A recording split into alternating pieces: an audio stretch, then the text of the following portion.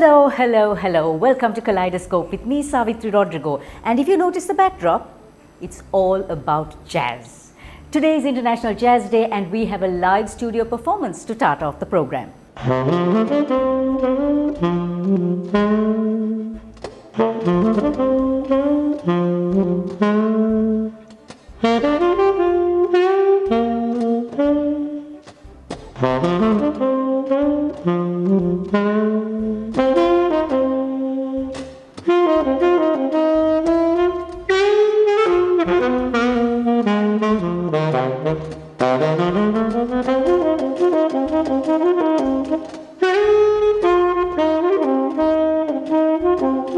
That was the leader of En Route, Dr. Gananath Dasanaik, and here he is about why he is so passionate about jazz. Unlike other genres, there's so much of democracy for the musician that they have the freedom to express themselves, especially in two aspects, I would say. The rhythm, which could be syncopated, and the melody, which could be improvised. So improvisation and syncopation is the key elements in jazz, and that gives the musician lots of freedom. Thank you, Gananath, for that brief impromptu concert. Ahead on our show, we get insights on the proposed new Tourism Act and a child of war's passion for Palmyra on our Empower Capital News capsule. Chat with the Sri Lanka Institute of Marketing's first female president on Selingco Life Let's Talk, and go classily rustic on Life in 60. Plus a whole gamut of newsy, viewsy, fun stuff. And it's our Empower Capital Snapshot. The Oscars were held this week and an animated film about a teacher who gets his break as a jazz musician won 2 coveted awards. Great timing to celebrate International Jazz Day. Soul got Best Animated Feature Film and Best Original Score. And for those of you who watch Stephen Colbert, Jean-Baptiste of Stay Human won his first Oscar for that score. The World Bank is granting $139 million to improve Sri Lanka's socio-economic infrastructure.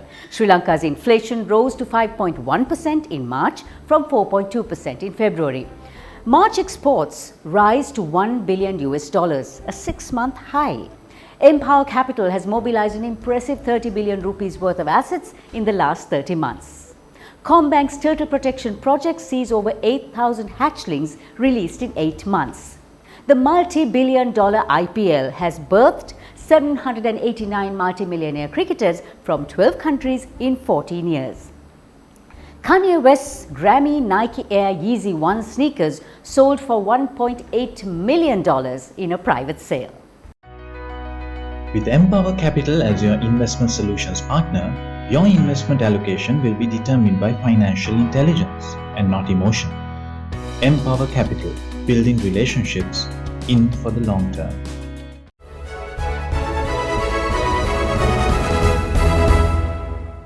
Some trivia on jazz to begin our Empower Capital News capsule. Although jazz music was first heard in 1895, the word jazz was first heard in the context of music much later in 1916, when the word went from jazz to Broadway's version of jazz. The American Dialect Society named jazz the word of the 20th century. We always discuss a variety of issues on our show, and today we begin with the proposed new Tourism Act. This week, while the Tourism Minister announced that the industry had attracted FDIs of $879 million in 2020, the industry itself is up in arms with the SLTDA's proposal of a new Tourism Act. The reasons for this new act are cited as a need to be aligned to global best practices, the need for more inclusive input from the private sector, which allegedly failed to develop sustainable tourism, and SMEs being underrepresented in decision-making bodies. Tourism industry veteran, head of the Leisure Group and Group Director of Hemas Holdings, Abbas Esufali, was very frank in his opinions when I asked him if the current act was as deficient as it was being painted out to be. In my view, the existing act caters to all the requirements to align yourselves with global best practice. I like to believe that all SMEs are included in the discussion process. See, there are multiple associations. Some associations deal with the key tasks of doing global promotion in the global marketplace to bring the visitors in. There are multiple other activities locally which are basically ancillary services provided on ground once the visitors come in. All associations are consulted and have a voice through the various association representations. I think I agree that more can be done for some of the SME sectors, but that is not at the board level. Those should be at a consultative process which the SLTDA should embark upon to ensure that all the requirements which are needed locally by these ancillary associations are addressed through the regulatory process that exists. The need that they are is for all of us to come together to sail through this violent storm that we are in. It is important that the industry, the regulator and all the associations band together to somehow or another take our industry to calmer waters before, and that we need to work together now. That is the need, the desperate need of the hour. Pandemic pessimism saw the stock market dropping sharply early this week. The news continued to be lackluster, with the all-share price index down by 0.2% and the daily turnover averaging a meager 1.8 billion rupees. Despite the COVID crisis in India, WTI oil prices remained at near one-year highs, above $64 per barrel, as workers at a terminal loading Brent in the UK North Sea voted for a strike in the middle of May if a pay dispute is not resolved by then. Gold prices continued to fall this week and traded at $1,775 an ounce, pulled lower by firmer US Treasury yields. Yathusha Kulendiran is from Klinochi and a child of war, and it was to the palmyra tree that she turned to for survival. Roots and fruit became sustenance, trunks were used to build bunkers, and eventually it was that palmyra tree that sparked her entrepreneurial spirit. Life was definitely not easy, but she went to Yuki Coding School and birthed a startup idea using Palmyra, which resulted in the Ole Shop, an online platform that connects 40 local artisans from the north, all women who are war survivors, with potential customers. So, born in the Palmyra Products Artisans Village, I have been amazed by the Palmyra crafts and also often been disappointed by their lack of recognition. So I started Ole, an online platform to increase the accessibility and availability of these products, exposing them to the global market. Today, Ole stands unique, committed to the production of a variety of eco-friendly Palmyra-based products that focus on replacing plastic housewares. We customize our products to meet the demands of our customers, the majority of them being foreigners and coming from the diaspora's communities. We take bulk orders from individuals too. We plan to establish the production centers for training and the business activities and build showroom in the future. A Filipino man has a supersized collection of fast food restaurant toys, which he began collecting from the age of 5. He has about 20,000 of them packed from floor to ceiling and holds a Guinness World Record.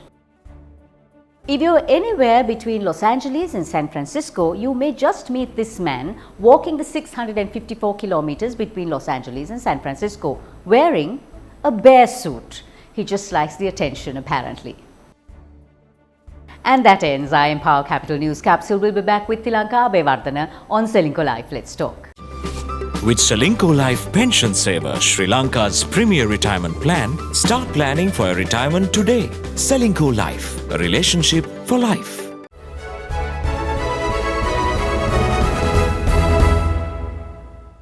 For the first time in its 50-year history, the apex body of Sri Lanka's marketers, the Sri Lanka Institute of Marketing, elected its first female president. But that's not all. The institute strove for better gender representation, with 25% of its executive committee also being female. Tilanka Abeyvardhana is the Chief Marketing Officer for Southeast Asia at the Fortune 500 company Microsoft, leading marketing and communications across 9 Southeast Asian countries, having won multiple awards from Sri Lanka and Myanmar. So in the studio this week on Selingco Life Let's Talk is the very first female president of the Sri Lanka Institute of Marketing, Tilanka Abeyvardhana. Congratulations, Tilanka. As the first female president of SLIM, do you see yourself changing the course of the institute in any way? So what we have in mind is we have been in existence for 50 years and we live in a new world now. It's the post-pandemic world is completely different. So it's very important that we embrace this new dynamics, the new landscape that we live in, and really understand how the marketer's role, the profession has to change, and how organizations have to change, and also especially talking about a knowledge economy, are we really ready for that? So this is going to be in very brief. This is what we are going to focus this year as the National Body for Marketing in Sri Lanka. So what transformations have you seen in marketing trends in this past year during COVID and now at this time? So McKinsey has recently published a report, Post-COVID World. There are like 6 consumer trends. I will not go one by one, but I'll mention a few which are very much relevant for Sri Lanka. So one of that is house. Your home has become a command central. So our marketers have really embraced this, and they have understood. I don't want to call out brands, but you see some brands really riding on this consumer trend. And the other thing is e-commerce. E-commerce is going to has already completely changed how consumers are doing purchases. Some people made their first online purchase during the pandemic. So these consumers are never going to be the same. Is Sri Lanka ready for these challenges? I think definitely we are ready, but there's more work that is required. Let me throw you one example. Now, World Economic Forum says in 2025, the number 1 trending job in the world is going to be data scientist. Number 4 is going to be digital marketing and social media marketing. So we are getting ready, but there's more work that you need, mainly on the skills part. Sri Lanka is ready, but we have to work more, or rather understand what the future will hold and really get ready for those challenges, those opportunities. And the global economy is something we cannot forget. I mean, with all this post-pandemic world, we are being exposed to the global economy now. We are no more that island, doing business, because with the digital channels, we are a market and we also have a market. So I think those things will completely change how we do business. So definitely Sri Lankans have to understand and get ready for that. What do marketing professionals have to keep in mind as they navigate these times, these very, very challenging times during COVID? I think the number 1 thing to keep in mind is you have to be agile, because the era of having like 5-year, 10-year strategies, I think is going away. It's good that you need to have a focus and where you want to be in 5 years or 10 years, but how you get there, that path will keep changing. We might have to do things faster so that we fail fast and learn faster. I think we cannot say, plan something for months and months and months and, later on go launch it. But I think that in the new era, you have to do things faster, learn faster, keep adjusting and moving forward. Conventional mainstream versus digital marketing. If you were to play devil's advocate, who would win? There can be a competition, but I think you need both, especially in the current world. It's a hybrid marketing plan that you need, where you need the traditional, because there are people still believing in traditional over digital, and also sometimes those traditional things sometimes mostly work, right? I mean, it can be the televisions, the billboards, they still work if you strategically pick the right place. But digital, there is no option for you now. Digital is no more competitive advantage, it's a must now. So coming back to your question, I'm trying to get away from that. I can't pick a side, but I think it's a hybrid plan. You have to really understand the right balance for your brand and for your consumer. Fail fast, learn fast. Well, that's an unusual yet very apt summing up of this constantly evolving market in these uncertain times. Thank you, Tilanka, for joining us on Selingco Life Let's Talk. With Selingco Life Pension Saver, Sri Lanka's premier retirement plan, start planning for your retirement today. Selingco Life, a relationship for life.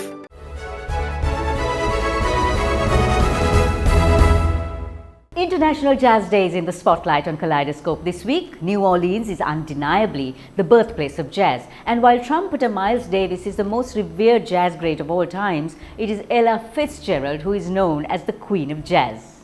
On Life in 60 today, here's a story of how COVID created a completely new business for Yvonne Rupasinghe. Distressed about her loss of job, she turned to distressing wood. Yes, I was working in tourism for the last 16 years and I lost my job during COVID. I know I'm very creative and I thought, what shall I do? And then I thought, no, I'm starting an online home-based business called Farm Deco. I'm from the countryside, so the farm style I was always attracted to, and I do a lot of decorations and furniture in whitewashed, blue distressed look, something I missed a bit in Sri Lanka. I design everything myself and I paint myself. So I have a carpenter who helps me for the difficult pieces, and it was exciting, but it is very successful.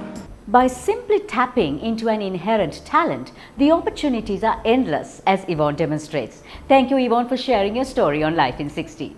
We want to know what you think of our program. Do write into us. Here's our email address, and also subscribe to the channel if you'd like to continue watching us, and follow us on Facebook and Instagram. The pandemic situation is just that, a pandemic. Please keep washing your hands and staying safe.